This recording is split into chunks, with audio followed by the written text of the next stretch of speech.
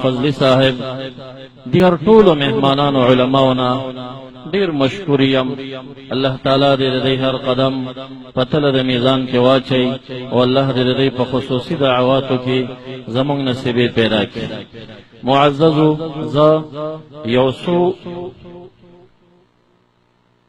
آخری اختتامی کلمات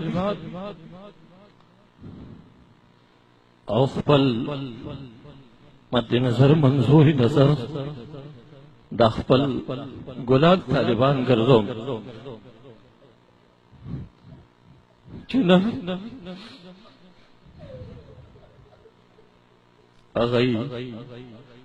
زمانہ په جدایي دي د پلار او د زوی مینا او د پیر او د مرید مینا او د استاد او د شاګرد مینا هغه چاته پته لګي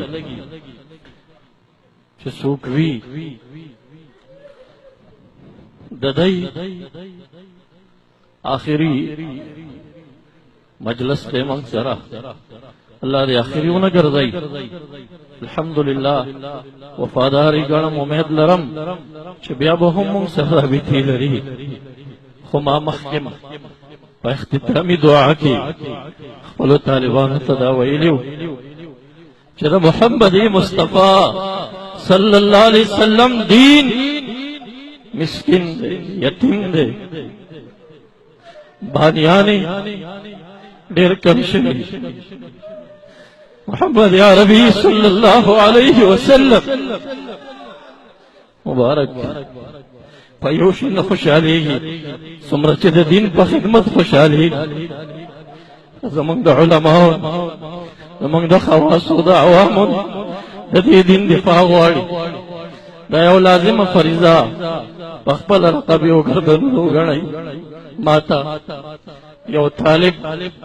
راغی، خوب بیان کړ، وی د اظهر خانې په علاقه کې مې محمد مصطفی صلی الله علیه وسلم په خوب کې ولید او داسې ژړل، داسې په چغو چغو ژړل. ما عرض وکړ یا رسول الله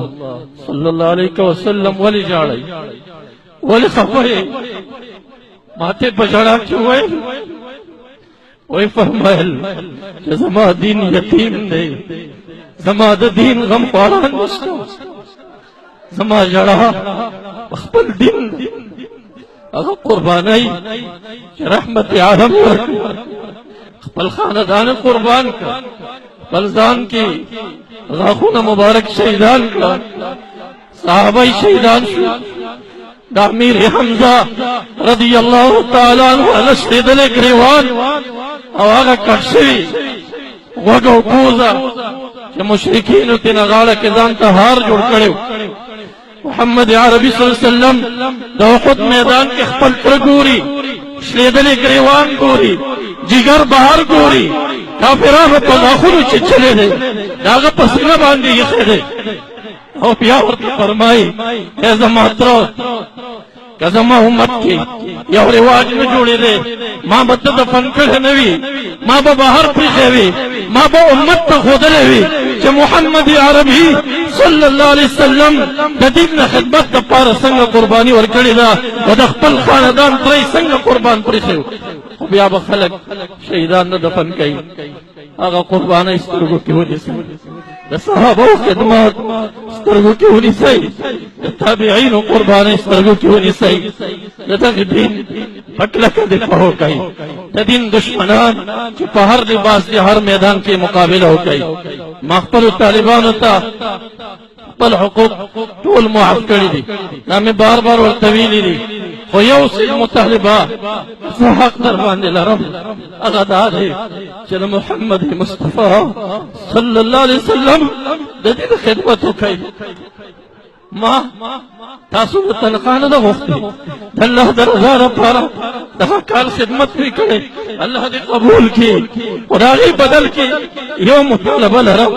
چې هر کلي کې د خپل قوم رهنمایان شئ د خلکو د عقیدې اصلاح وکئ د خلکو د عمل اصلاح وکئ د خلکو د نیاتو اصلاح وکئ دا په ځان لازمه فریضه وګڼئ زموږ صدقه جاریه جوړه شئ زموږ د اساتذو صدقې جاریې شئ او که تاسو لاړ شئ دنیوي روزګارونو کې مصروف شئ بیا به زموږ صدقه ختمه شي زموږ د مشرانو صدقه به ختمه شي دغه یو سوال دی زما تاسې ته چې خپل علاقه کې د دین خدمت او بالخصوص حضرت امام اعظم ابو حنیفه رحمت الله تعالی علیه مبارک لکه څنګه چې شیخ صاحب مبارک وفرمایل چې هغه مظلوم دی مظلوم داغه خدماتونه خلک سترګې پټوي داغه د علمیت داغه د فقاهت او د شان نه خلک په زور سترګې پټوي والله العظیم که وهابي دی او که منکر د مذهب دی هغه د خپل ګریوان کې سر ټیټ کړي او د امام الائمه امام اعظم ابو حنیفه رحمت الله علیه شان هغه هم په زړه کې تسلیموي فقاهت مسلم دی علمیت مسلم دی شان فی الحدیث مسلم دی هر څه مقبول دی حضور ضد دی عناد دی سترګې پټېږي هغه مظلوم امام ابو حنیفه رحمت الله علیه د مذهب په کلکه دفاع وکړي مخالفینو ته په کلکه ودرېږئ الحمدلله چې کوم دلایل د مذهب د تایید دپاره ما بیان کړي دي هغه مه هېروئ هغه په میدان کې په کار باندې راولئ دغه زما ستاسو نه تمني ده په ټولو حاضرینو نه چې مجلس مې تنګ دی زړه مې کولاو دی ذهن مې ډېر تنګ دی خو ټول رانه خفه نه شئ تاسې ټول قدردان یئ ټول خاصان یئ ټول پاک خلک یئ چې په یو پاک نیت نن راغلي ټول پاک خلک یئ که چا متلاشي کړي وي په هغې مه خفه کېږئ یو ضرورت وقت ضرورت دی که چاته ذهن صحیح نه رسېدلی چاته وروستو کې د روټۍ یا د اوبو څه ټولو نه زه عفه غواړم مشایخو نه ولن عفه غواړم تاسو ټولو نه ثانیه عفه غواړم الله مو دغه جمواري زموږ سره په دې پاک محفل کې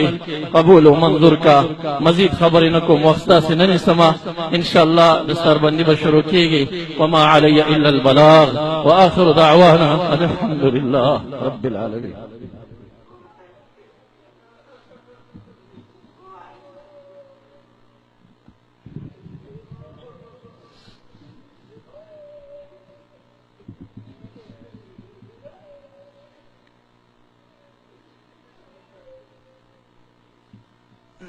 معزز سامعینو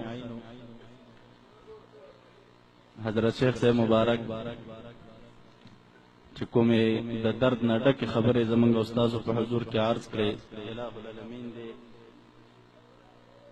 موږ او تاسو ته ورباندې د عمل کولو توفیق راکړي اوس باقاعده د دستار فضیلت آغاز کوو